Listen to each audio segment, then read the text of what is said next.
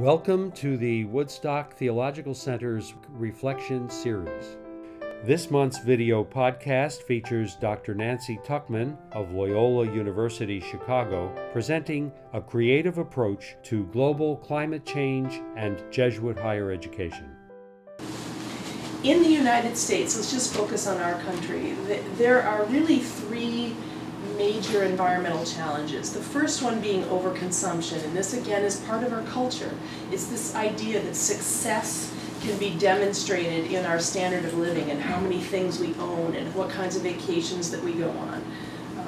How many times we get to go out to fancy restaurants. That's all part of our our self-esteem and our image and how we think of ourselves as being successful.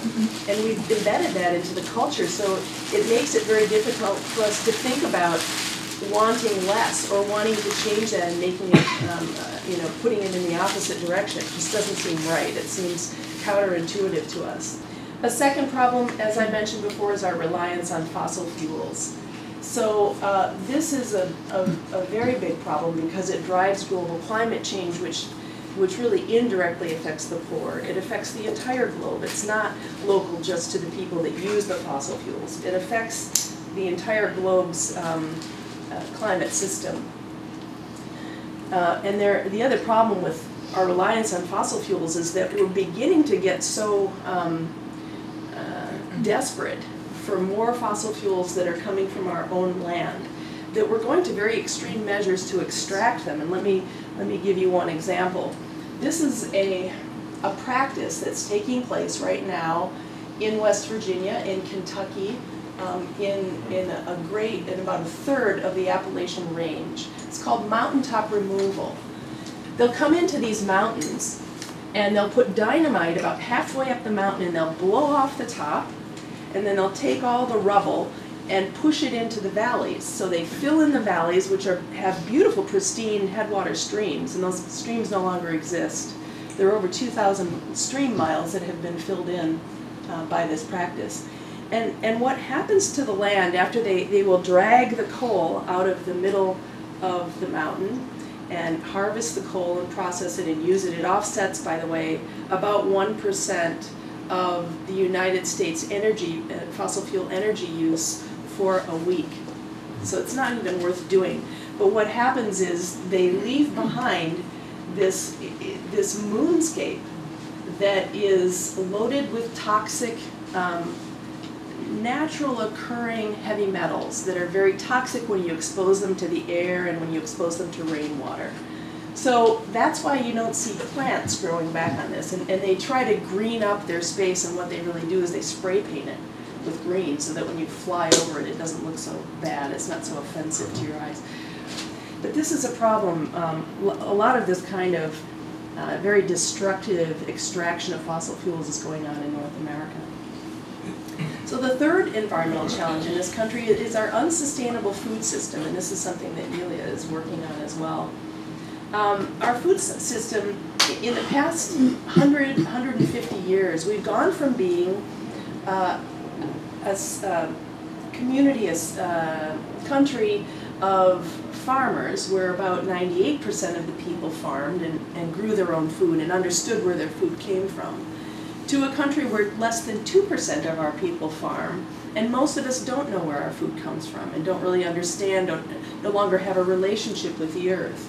And so that kind of farming, those small, high diversity family farms have been replaced by large industrial farms. And industrial farming has a very heavy environmental footprint. It's very intense on the land. There's a lot of chemicals that are being used, pesticides, fertilizers, herbicides. There's a lot of water that has to get extracted from groundwater and spread over the land. And then if you don't want the plants to get saturated with water, you have to put drain tiles underneath and drain that water back into the groundwater, which often carries a lot of those chemicals with it. So that system isn't working very well, because what it's done is it's taken a lot of our food security away. It's decreased the diversity, the number of different kinds of potatoes that we produce. It used to be in the thousands. The species diversity of just potatoes was in the thousands. Now we have 2 major kinds of potatoes that we grow in this country. Same with corn. There are two kinds of corns. One, the one that we produce the most of, is not edible by humans. It's called number 2, corn. It's designed to feed it to animals, to feed it to cows, and cows aren't supposed to eat corn. Their guts are designed to eat grass, and so we're sort of doing things a little bit backwards because I think it's all in the spirit of producing, high production, high level of production, but it's very an intensive practice. And of course, the idea of these CAFOs, these are confined animal feeding operations where we keep animals in very small confined areas for their entire life.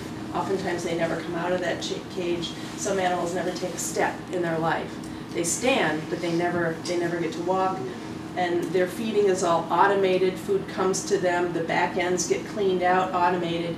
It's very efficient. It's very economical. It doesn't take up much space. It doesn't require, very much thought by the farmer. It's very much all automated, but it's incredibly unethical. It's unhealthy for the animals because they're in these confined situations where if somebody gets sick, they all get sick. And so in response to that, we give them lots of antibiotics.